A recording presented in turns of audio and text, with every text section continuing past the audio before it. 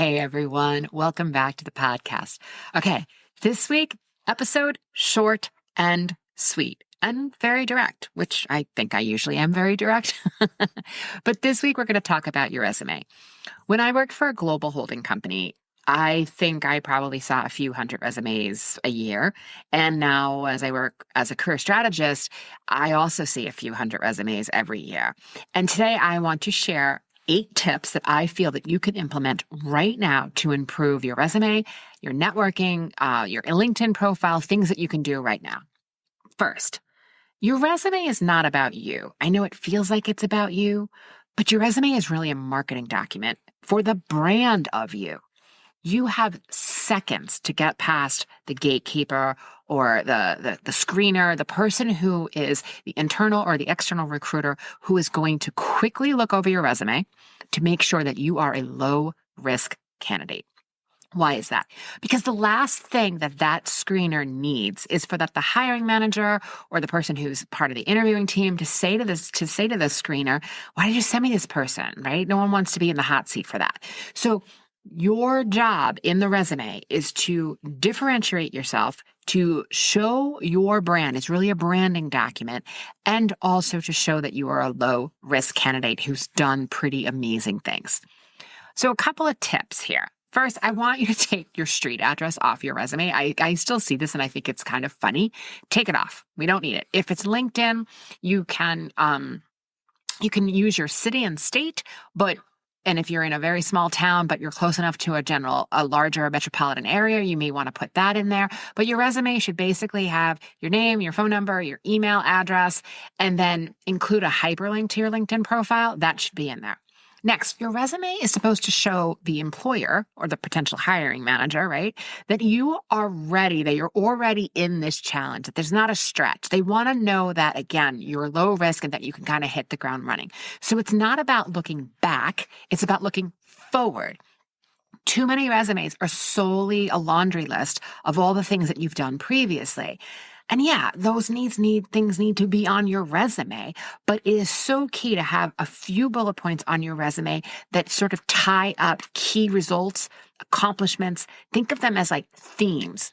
And at the senior level, this is not a credentials game. We know that you've done it. This is about, again, how do you differentiate yourself so that you are remarkable and that you are remembered?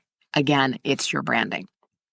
You also want to think about the list of key strengths and skills that will be attractive to the person who is screening the resume. And as you know, we read left to right, but we also read 25% slower on screen. So the skimmer is going through this really, really fast, and they're going to make sure they find the bullets that are relevant with their eye.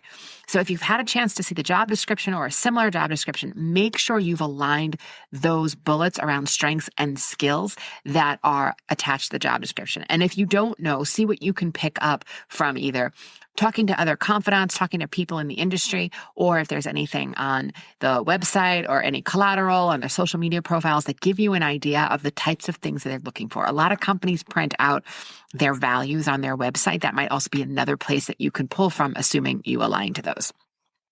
The next thing I want you to do is you do go into more of a standard resume here and listing out the roles you've had, but I don't want you to list this as just the things that you were doing, right? You know, this idea of like, I manage something. Well, that's not really a proactive word. I know it feels like it is, but not in today's marketplace.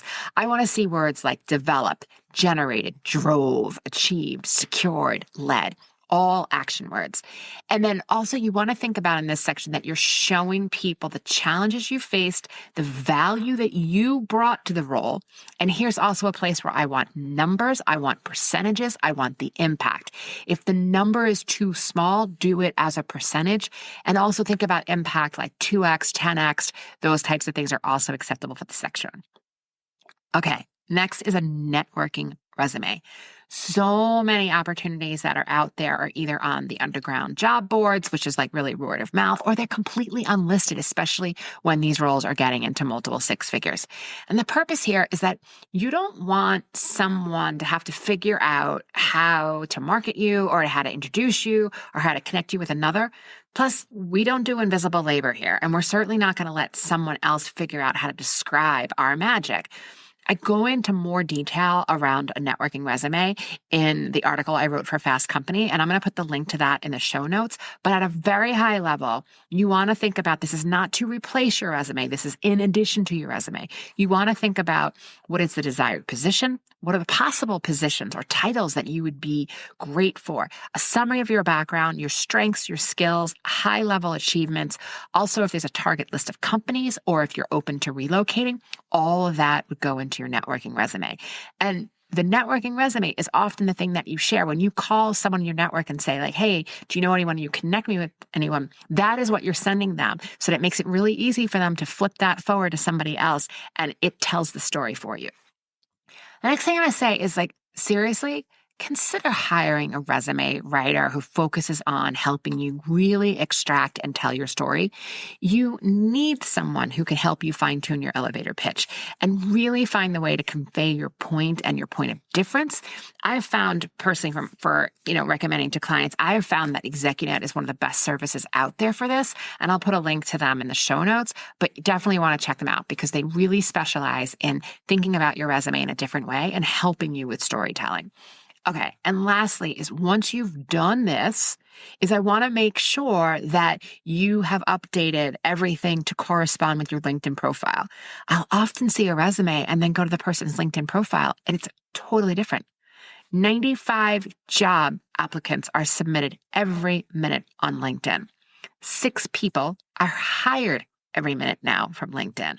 And there's something like almost a 90% year-over-year increase in confirmed hires on LinkedIn just in the last quarter. I've also created a top 10 pro tips to help you stand out on LinkedIn. I'm going to put that in the show notes, okay? Short, sweet. You can implement these steps today. Make it happen.